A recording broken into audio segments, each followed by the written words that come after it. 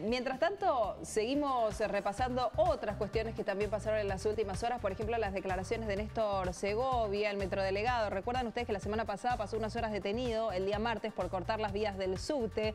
Dijo que si no son citados a la mesa de negociación, entonces si no pueden hablar del salario de los trabajadores, volverán las medidas de fuerza esta semana. Están hablando no de cortar el servicio esta semana, sino de levantar los molinetes. Y además dicen, si me mandan un telegrama para suspenderme, ¿cómo es que me dicen que no tengo personería jurídica? Escúchalo.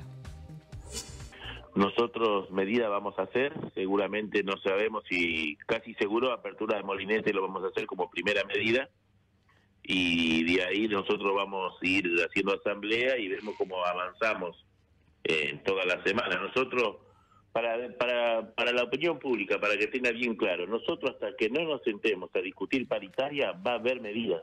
Nosotros por eso siempre avisamos con un día o 2 días antes de anticipación cuando vamos a hacer medidas. Cuando vamos a hacer medidas simpáticas y medidas desagradables como un paro. Bueno, va a ser así, ¿no, Pablo? Hasta que, o sea, el clima complicado va a continuar. Sí, va a continuar porque esto es muy metafórico esto que pasa con los metrodelegados respecto de qué significa la legalidad en la Argentina. La legalidad es relativa. En otros países, en otras culturas hay 2 posibilidades. Legal o ilegal. En una cultura anglosajona, vos estás con la ley o estás contra la ley. Sí. En la Argentina hay un tercer territorio intermedio en el cual estás con la ley, pero siempre hay un pero. Depende, hay un relativismo. Acá tenés, la Corte Suprema dijo que los metrodelegados no tienen entidad para discutir paritarias. Sí. Y dijo que es la UTA, el gremio que representa a los trabajadores del subte.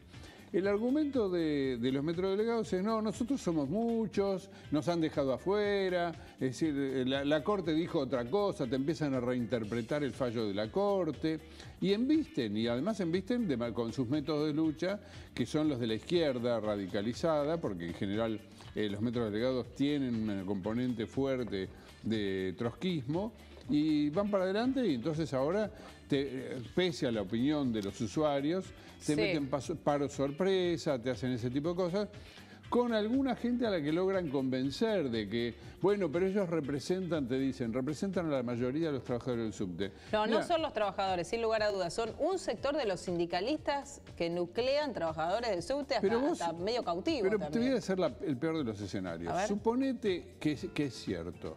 Suponete que los metrodelegados tienen más representación que la UTA. Está el fallo de la Corte. Sí. Entonces arreglate con la justicia. A ver, tengamos en cuenta que en un momento se le había dado la personería a los metrodelegados. Después estuvieron... Me detengo ahí. ¿En qué momento se la dieron? Se la dio tomada 15 días antes de largar el gobierno. Eso fue una... No lo quiero decir por televisión. Pero una guachada. Sí, claro. Pero ¿cómo le vas a...? Cristina Kirchner durante 12 años estuvieron pateando el tema para adelante. Y antes de irse le dejan esta bomba de tiempo a Macri. Le dieron la personería, pero después, claro, se la dieron mal, porque había papeles que no fueron presentados como para que pudieran tener esta personería, que también venían reclamando durante el gobierno de Cristina y no se la daban hasta que estuvieron a 15 días antes de irse y le dijeron a Macri, toma, mirá el bolón que te Los argumentos de los metrodelegados son increíbles. Dicen, no, bueno, y la UTA que no se presentó en el juicio. Mirá, el juicio está, la Corte Suprema falló. La Corte lo dijo. No podés ahora decir que se hizo mal el juicio. Mandaron un telegrama a Segovia para suspenderlo justamente por haber cortado las vías, que es un delito.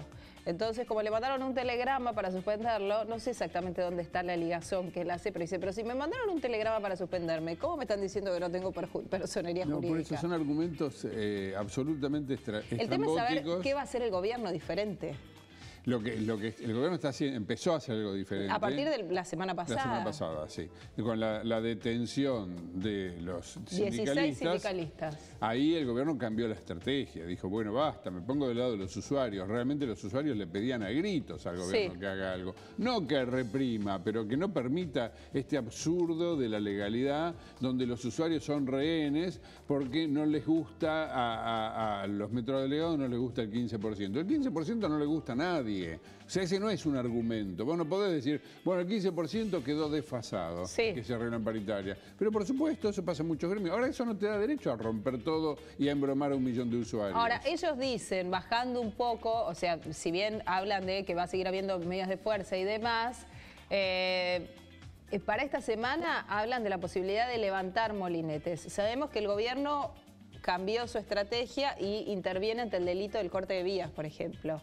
Pero decidir unilateralmente sobre una empresa que no es la de ellos, levantar los molinetes para hacerle perder plata a Metrovías, obviamente que para la gente es mejor recibido, porque no le jodés la vida al que tiene que viajar a laburar, pero le haces perder plata a la empresa de una forma absolutamente atropellada, ¿no? Yo creo que esto hay por costumbre... ¿Qué hace el gobierno con eso? Lo tiene que prohibir, porque eso es sabotaje.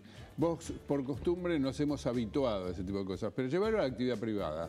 Vos imaginate que en una fábrica de autos, en vez de hacer huelga, porque la huelga no les da resultado, deciden agarrar los autos y regalárselos a la gente. Los autos que ellos fabrican, nosotros somos los fabricantes, así que podemos hacer lo que queremos, te dicen. Somos los laburantes. Es una locura. Agarran un 0 kilómetro y se lo regalan al público. Es una locura. Eso es lo que hacen en el subte. ¿Entendés? Dicen, bueno, levantar molinetes es eso. Pasen gratis, que la empresa pierda plata, a mí no me importa. Eso técnicamente es un sabotaje. ¿Ves una situación de conflicto? Se agrega esta semana la salida de algunos representantes de distintos sectores de 5 provincias argentinas para confluir el 1 de junio, a final de esta semana, frente al Congreso de la Nación contra el gobierno de Macri.